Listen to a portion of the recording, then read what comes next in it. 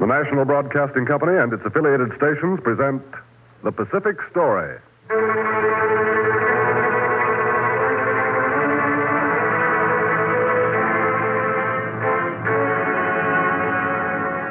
In the mounting fury of world conflict, events in the Pacific are taking on ever greater importance. Here is the story of the Pacific and the millions of people who live around this greatest sea. The drama of the peoples whose destiny is at stake in the Pacific War. Here, as another public service, is the tale of the war in the Pacific and its meaning to us and to the generations to come.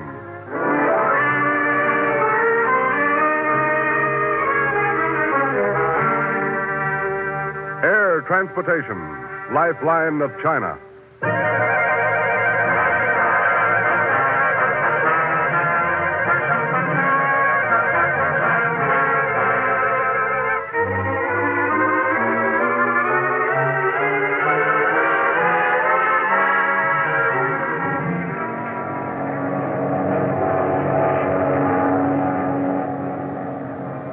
Running into black weather.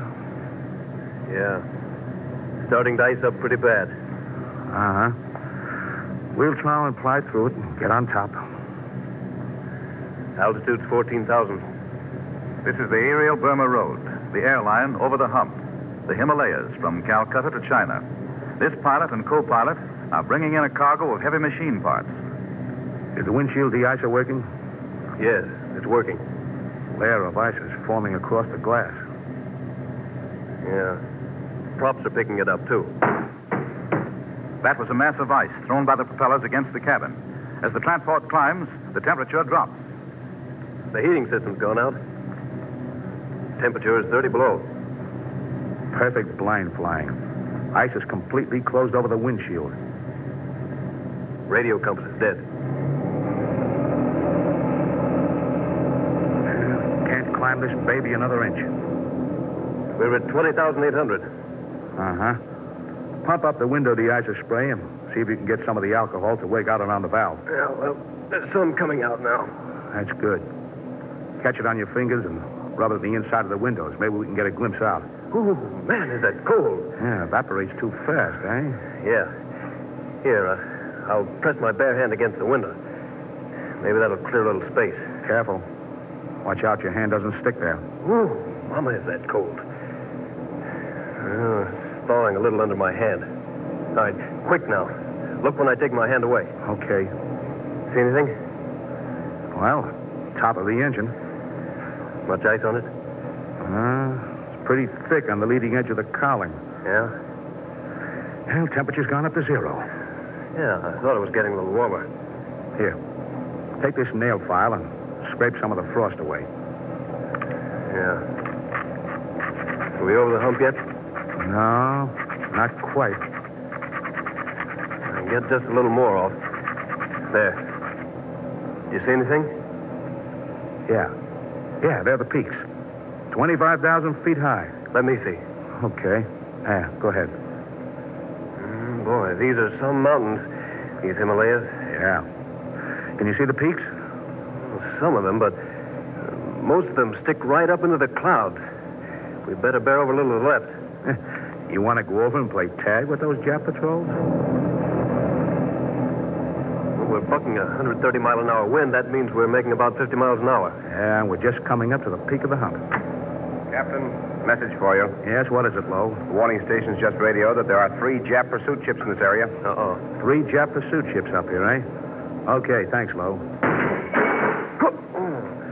Gosh, what a bump. Always very bumpy near the peaks.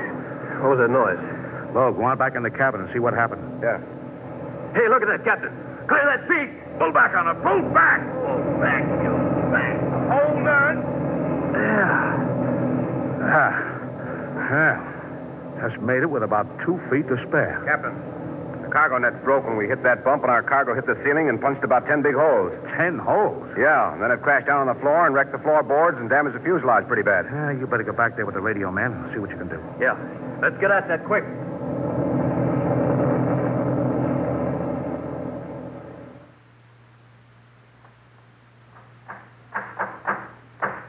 Coming down from the hump was just a breeze, wasn't it? Yeah. Yeah.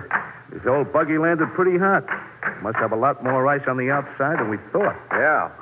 And we just have to stay inside here until they break the ice around the door. Well, howdy. Oh, Howdy.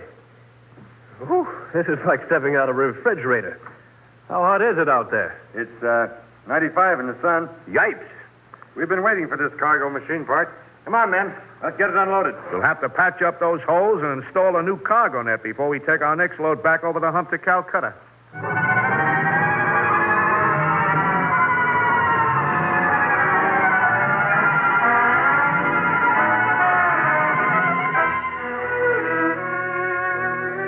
Today, the aerial Burma Road is ferrying supplies over the hump of the Himalayas in quantities greater than ever before. Today, air transport is playing a role of enormous importance in tying China together, in helping China fight the enemy. Many Chinese who have never seen a train have seen airplanes. Yet, China has only had air transport a little more than 15 years. See? There it is. Yes. It flies high. Where does it fly from? It flies from Shanghai through the skies to Nanking. It seems almost to stand still in the air. It goes very fast. Hear it roar. Yes. It flies right over our house. It is wonderful. This was 1929. This was the China Airways Federal Incorporated. In 1933, an American company, Pan American, in collaboration with the nationalist government, took over the first airline and formed the China National Aviation Corporation. CNAC it was to be called. And its name was to be written in the dramatic annals of the advance of mankind. But in Shanghai, foreigners looked on with doubt. Oh, I say, isn't it absurd? Chinese trying to fly before they can even crawl. Well, I don't know. It's a great step in the right direction. Yes, but the Chinese aren't ready for it. The Chinese hold the majority of the shares in the company. Yes, but what about the actual management? There's a Chinese managing director, and he really does the managing. But actually, Westerners will have to run it. Oh, no. Americans will train the Chinese as pilots and technicians, but it is actually going to be a joint effort. How many ships does this CNAC have? Well, they've got half a dozen Stimsons and loanings for a starter, but they'll be getting more as the line grows. Transports were winging over the Chinese countryside. And on the ground, Chinese personnel were being trained by the Americans. And Chinese workers were building airports. You see, it will extend from that marker over there clear down to that line over there. This is a foreman. This airport will be big enough for planes even bigger than the ones we have now. Someday you'll need this space. We call this airport here at Nanking the Purple Cloud Airport. Poetic name. Yes. And the one at Canton we call White Cloud. And there is one we call Beautiful Garden. Beautiful Garden. And what is that name? You have a name for the China National Aviation Corporation? Oh, yes. We call it the Middle Kingdom Space Machine Family. And to us, that is just what it is. The Middle Kingdom Space Machine family was spreading out over China, tying together the important cities, giving the Chinese in the distant places the feeling that they were part of something larger than their farms and their villages, that they and other Chinese were all part of a great nation. Generalissimo Chiang Kai-shek quickly saw the value of aviation as a unifying force. As early as 1934. You see, General Chiang, the reason that no high official has ever been able to govern China properly is that no official has ever known where reforms are needed. This was one of Chiang Kai-shek's advisors. The chiefs of local regions have always been afraid to report truthfully, and no ruler has ever taken the trouble to investigate for himself. Generalissimo Chiang saw the wisdom of this, and with Madame Chiang and a party of officials flew to Xi'an. For 2 days, the party saw the sights of Xi'an. Then the Generalissimo and Madame Chiang invited the foreign missionaries of the city in for coffee and conversation. In all the years I've been in China, this is the first time anything like this has ever happened to me. The Generalissimo knew that you missionaries could tell the truth without fear, which is something that the local officials could not. And you told it. Well, I was a little hesitant to talk at first. You told what needed to be told. You and the other missionaries. It's inspiring. To think that the leaders of China would come way up here to Xi'an to ask for the truth. The Generalissimo is determined to know what is wrong with the many parts of China and to get the ideas of the people who live there on what should be done to correct these wrongs. For years, we've written letters and begged for a chance to tell this to even the smallest officials. And now here the Generalissimo himself comes and asks for this information in my most optimistic moment. Generalissimo Chiang Kai-shek and Madame Jiang and their party have flown to Lanchao, out of the edge of the settlement. Lanchao? To that wild region of the Northwest? Why, the Generalissimo might be assassinated any minute out there. The Generalissimo and his party have flown north across the great wasteland to the border town of Ningxia. At this point, the Generalissimo... Ningxia, what folly. The Generalissimo is in danger of his life every minute he's in that country. The Generalissimo has flown to Kaifeng. He's inviting disaster. The Generalissimo has flown to Xinan. It's dangerous. Kalgan in Mongolia. Suiyuan.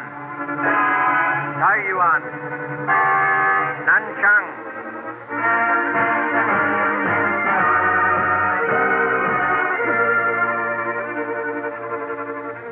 Within a month, Generalissimo Chiang had made the most important tour of his life. Learned things about the problems of China that no other ruler had ever known. You should not have permitted the Generalissimo to go out among the people in those wild regions. On the contrary. In the first place, the Generalissimo saw the extent of the country himself and got in touch with the problems in the distant places. But he might have been assassinated. The Generalissimo found out that he need not be guarded like a precious jewel.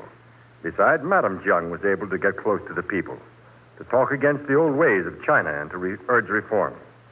And equally important, the people of China's faraway frontiers got a glimpse of their ruler. For the first time, people all over the country, in the north, the south, the east, and the west, are thinking of one man as their leader and of their land as one country, a unified China.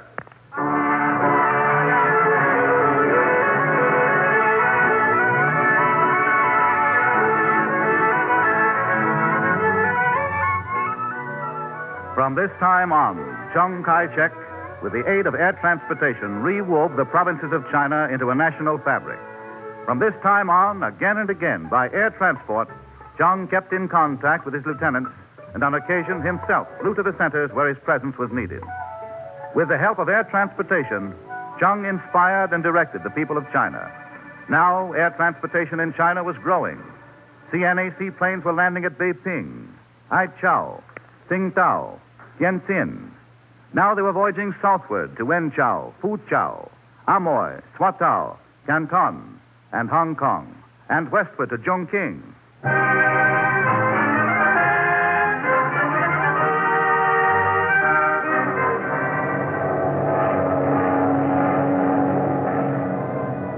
This is a momentous event, opening this route to Chongqing. Yes, it is. Takes us all way well into the heart of China. Matter of fact, that's Yicheng down below us there. How different it looks from the air. Yes, doesn't it? That is the gateway to the Yangtze Gorge down there. I had a good look at that gorge when we were laying out this route. Those waters are dangerous. I can well imagine. When I was a boy, the trip up through that gorge was made by houseboat. My father and mother and my brothers and sisters went up through there in our houseboat. That's so? Yes. We were towed through those swirling waters by coolies. I remember how I watched them struggling along the sides of the gorge. I still don't understand how they hung on. How long did it take to make the trip? 6 weeks. Then steamboats were put in. At nightfall, they anchored in some safe place. They made the trip through the gorge in a few days, and we thought that marvelous. Well, that was a great advance. Yes. And now, how long will it take to fly from Hankow to Chongqing? Oh, 4 hours. 4 hours. Air transport is bringing the provinces within a few hours of our port cities. CNAC was well established by 1937 when the Japanese struck at the Marco Polo Bridge near Beiping.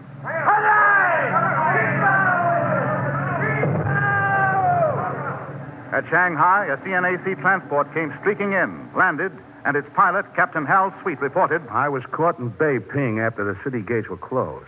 I hid under some sacks of mail on a truck that the Jap sentries permitted to pass.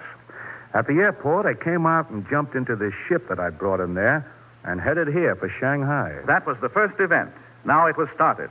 And every last man of CNAC knew that the Japs would concentrate on destroying the CNAC, its ships and airports. The Japs are moving into Shanghai. We'll have to clear out. Come on, let's get going and move everything to Hankow.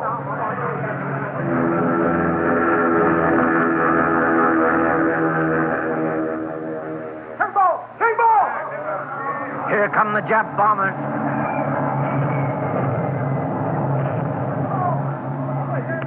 The CNAC played a perilous game of hide and seek with the oncoming Japanese. As the Japanese drove westward, the CNAC moved its operations westward before them. We've got to clear out of Hankow. The Japs will be bombing this airport tonight, and the infantry will be moving in tomorrow. We're pulling out for Chongqing.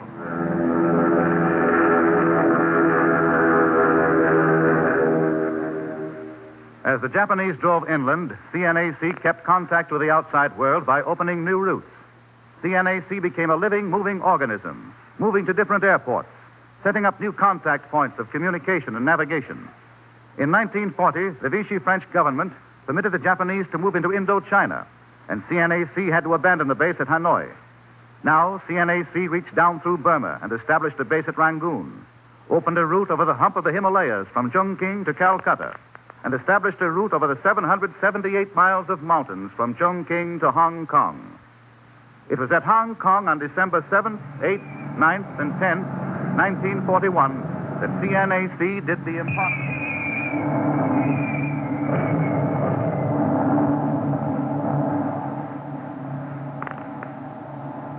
Well, that's that. I guess they're gone for a while. Yeah, I hope so. Look at that wreckage. Certainly gave us the works, all right. Bombs, bullets. Yeah, those dive bombers and strafers were the ones that did most of the damage. Well, come on, let's have a look at things. Okay. Mr. Wharton, 8 of the 13 planes here are wrecked. 8 wrecked, huh?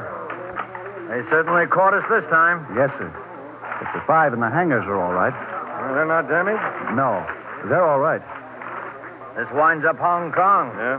We got to get out. We've got to evacuate the women and children here before the Japs close in. Yeah, but the skies around here are full of Jap fighters. That I know. We'll fly at night, blacked out. Give the order to all the pilots to stand by for relief. Okay. We'll have to use them in ships. But we'll keep the 5 planes shuttling out until the Japs are here. Brother, I hope it clouds up tonight.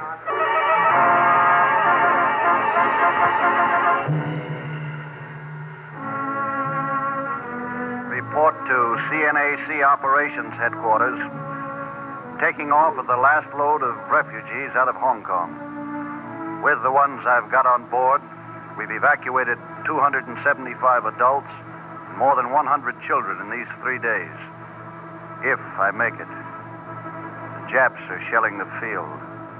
This is the last plane out.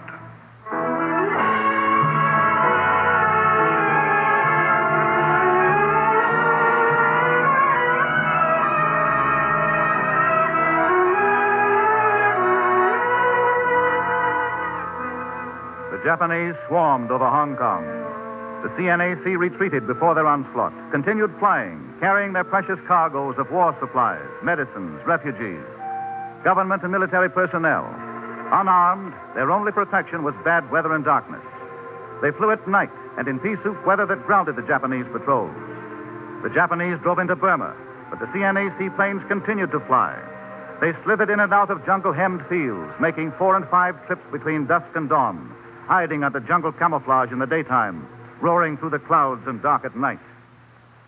Well, Moonchin, you probably know more about China's geography than any living Chinese. Well, I have been grinding through the air over it for a long time. Yes. At least 10 years with us. Something like that. Moon, the Japs have overrun Mandalay. They're driving Stilwell's men back into India. Lashio's burning. Yes, I have heard. Our last holding base in Burma is Mishna. From that airport, we and the RAF and the U.S. Air Transport Command are evacuating as many of the refugees as we can carry. You want me to fly over to Mishnah and help out? More than that, Moon.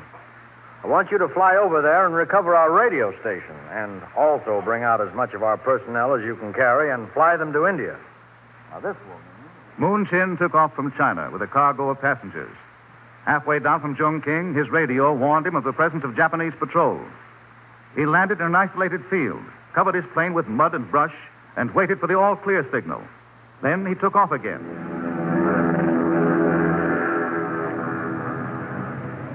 Did you notice that short, squatty man with the dirty face and the stubbly beard that got on just before we took off? The one with the battered U.S. Army officer's cap? Yes, the one with the torn pants and the old leather flying jacket. Yes, I saw him. There is something funny about that man. Yes, I was wondering about that rolled-up flying suit he had under his arm. I wasn't thinking of that. When he got in, I noticed the name Major James A. Doolittle across the breast of his jacket. Jimmy Doolittle? What's he doing over here in China? That I cannot figure out. Captain Moon Chin, here's a message from one of the passengers. Thanks, Fong. Take over, Wang. Yes, sir. Listen to this. According to my calculations, you are heading for Mishnah in Burma instead of bearing northwest to India. In Chongqing this morning, the American ambassador told me that the Japs were certain to be in Mishnah before nightfall. Signed, Doolittle. Why, it is Doolittle. Yes, it is Doolittle. What's he doing in China? Fong. Yes, sir. Tell Major Doolittle that CNAC would not direct me to Mishnah if the Japs control the field, and that he will have to rely on my judgment. Yes, sir. Captain Moon Chin flew through the gaps in the hills and just over the treetops and sneaked his transport into the field at Mishnah. The Japanese were just over the hill. 5,000 terror-stricken refugees crowded the airport, all hoping to get on one of the 3 transport planes there, the last 3, and their last hope. Let me on! I've got to get on, please! You've got to get on that plane! An attendant stood in the doorway of the plane, holding the crowd off with a Tommy gun. Stand back there. Stand back. Look out. Back on you. Captain Moon. Captain Moon.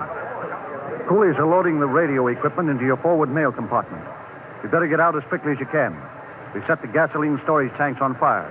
And pretty soon the Japs are going to be coming over that hill. Yes, sir. As soon as our passengers get aboard.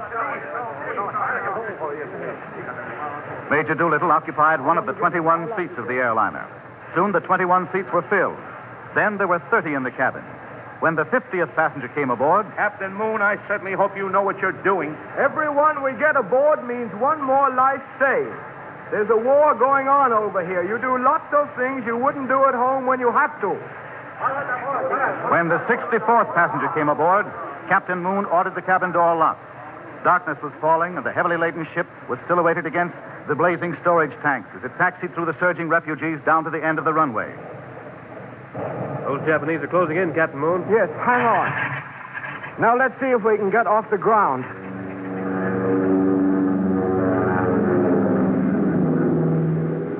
We're off. I've been holding my breath. Now all we have to do is get her over the mountains into India.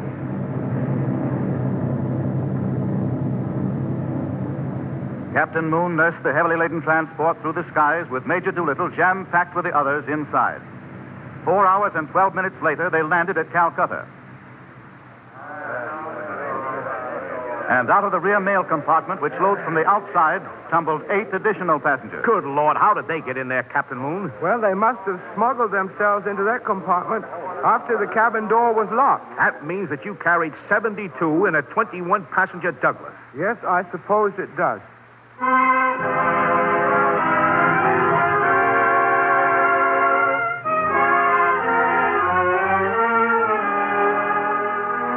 By the spring of 1942, all of Burma's airfields were held by the Japanese. The Burma Road had been closed.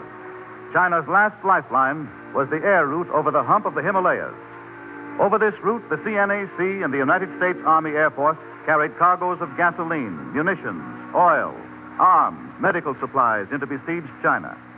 And from Chongqing came the report of Generalissimo Cheng's words. Give me 100 transport planes, and the Japanese can have the Burma Road. Then from the United States came newer, bigger transports, airliners with 4 motors instead of 2, and with nearly double the gross weight. 35 of these big 4-motor jobs can transport 30,000 tons of supplies a month. That's as much as was carried by 7,700 trucks during one of the last months that the Burma Road was open. The planes are flown around the clock. Every plane flying, loading, or unloading every minute of the 24 hours. The planes are checked over while cargo is going aboard and coming off. Once a month, they are taken out of service long enough for a complete overhaul.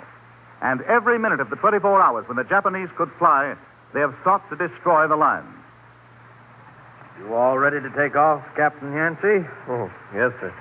We're just finishing loading her. I wanted to talk with you before you took off, this being your first trip over the hump as captain. Yes, sir.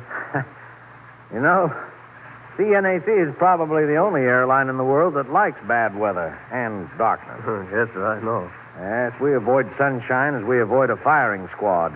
Getting caught out in the clear by Jap fighters is just about the same as facing a firing squad. Yeah, the thing is to get back.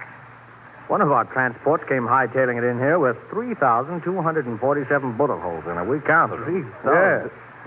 Japanese caught her on the ground and strafed her. Captain Sharp and Captain Sweet pasted little cloth patches over the holes and covered them with dope. But the ship got caught in a rainstorm on the way here, and all the patches got washed off. Gee.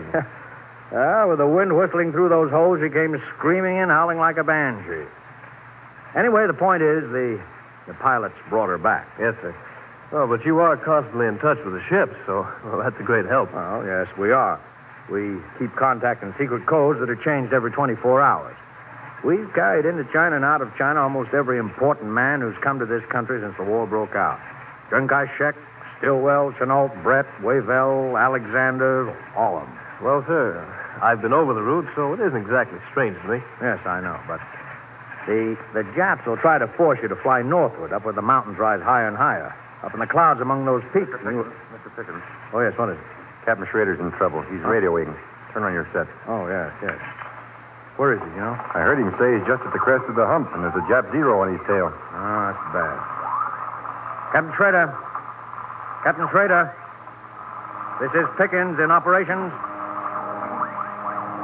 Too busy now, Pickens. Tell you later. Sounds like he's in it. Captain Schrader. Captain Schrader. I'm twisting and dodging and spinning, doing everything in the book. He's still on my tail. Oh, I hope he can make it now. He's firing at me. I'm trying to shake him, but he's coming in on me.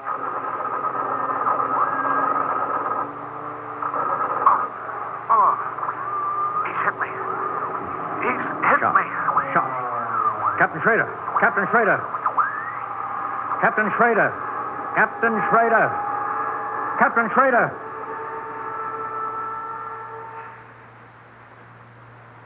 Gee. I just saw him here. Day before yesterday. Captain Yancey. Yes, sir. Your ship is ready. Cargo all aboard and ready for takeoff. Yes, sir. Be right there. Yeah. Okay. Well, Mr. Pickens, I'd better get sledding. Yeah. Good luck to you, Captain Yancey. Thank you, sir. I'll be seeing you.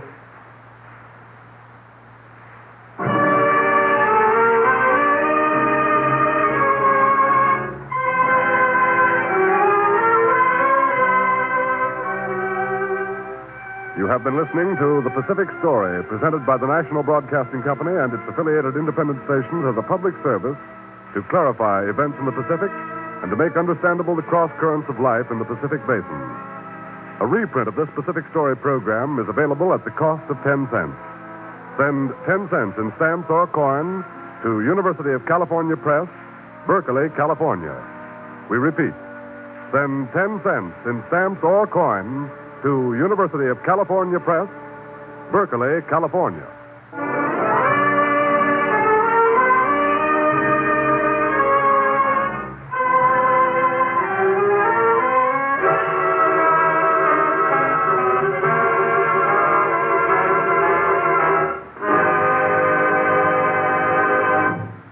The Pacific Story is written and directed by Arnold Marquis.